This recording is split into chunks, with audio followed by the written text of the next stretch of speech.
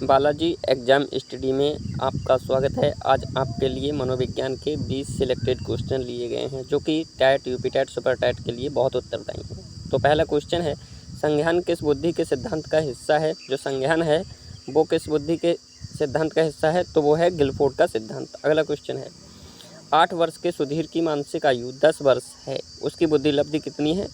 तो उसकी बुद्धि लब्धि 125 है।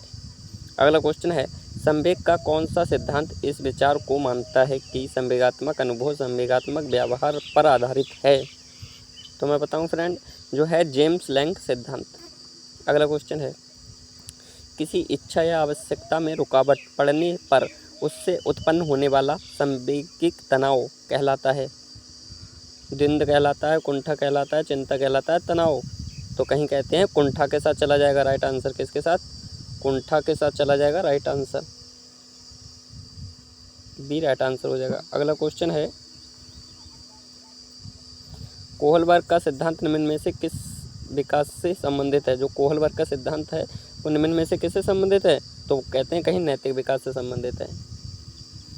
अगला क्वेश्चन है, थॉर्नडाइक का सिद्धांत निम्न में से कौन सी श्रेणी में आता है? जो थॉर्नडाइक हैं उनका सिद्धांत निम्न में से किस श्रेणी में आता है? व्यवहारात्मक सिद्धांत, संज्ञानात्मक सिद्धांत, मनोविश्लेषणात्मक सिद्धांत या इनमें से कोई नहीं? तो कहीं कहते हैं व्यवहारात्मक सिद्धांत के अंतर्गत आता है। कौन, किनका? थॉर्नडाइक का सिद्धांत। तो कहीं चला जाएगा आंसर व्यवहारात्मक सिद्धांत, यानी कि ए के साथ राइट आंसर हो जाएगा। अगला क्वेश्चन है, सीखने के वक्र किसके सूचक हैं? जो सीखने के वक्र हैं वे किसके सूचक हैं? सीखने की प्रगति के सूचक हैं। सीखने की प्रगति के सूचक, कहीं कहते हैं ए राइट आंसर हो जाएगा। अगला क्वेश्चन है, व्यक्तित्व का सामाजिक अधिगम सिद्धांत किसने दिया था? जो व्यक्तित्व है उसका सामाजिक अधिगम सिद्धांत किसने दिया था? वो दिया था बंडूरा और वाल्टर ने। तो कहीं चला जाएगा हमारा बंडूरा और वाल्टर, यानी कि ए के साथ चला जाएगा। अगला क्वेश्चन है, मिरर ड्राइंग परीक्षण निम्न में से किसके मापन हेतु प्रयुक्त होता है? तो वो होता है कहीं अधिगम के मापन हेतु। तो हमारा सी राइट आंसर हो जाएगा। अगला क्वेश्चन है, केंद्रीय प्रवृत्ति का एक माप है, क्या है? प्रसार क्षेत्र, मध्यिका, औसत विचलन, मानक विचलन। तो कहीं कहते हैं मध्यिका के साथ। क्या है? केंद्रीय प्रवृत्ति का एक माप है, औसत विचलन है या मध्यिका? तो कहीं कहते हैं मध्यिका के साथ चला जाएगा, यानी कि मध्यिका सही रहेगा। अगला क्वेश्चन है, निम्न में कौन शेष भिन्न है? कौन शेष भिन्न है? TAT, 16PF, cloud picture test या ड्रा ए मैन टेस्ट? तो कहते हैं कहीं 16PF टेस्ट, यानी कि 16PF, यानी कि बी राइट आंसर हो जाएगा। अगला क्वेश्चन है, विकासात्मक कार्य के प्रत्येक के प्रतिकारक थे, कौन थे? हाली गर्बर्थ या हैवी घर्स्ट या जीन प्याजे या हाल?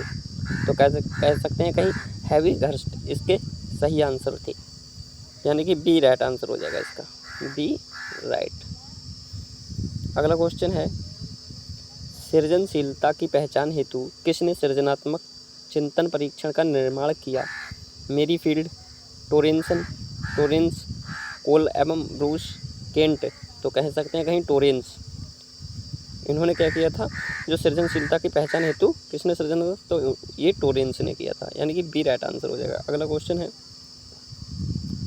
अधिगम के प्राथमिक नियमों में से एक हैं अभिवृत्ति का नियम, प्रभाव का नियम, समानता का नियम या सहचारी अंतरण का नियम? तो कह सकते हैं कहीं प्रभाव का नियम।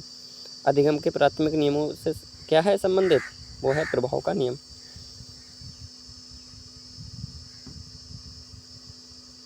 बी राइट आंसर हो जाएगा। अगला क्वेश्चन है, निम्न में किसमें अन्वेषण के ऊर्ध्व उपागम का उपयोग किया जाता है? तो वो किया जाता है केस अध्ययन का, यानी कि ए राइट आंसर हो जाएगा।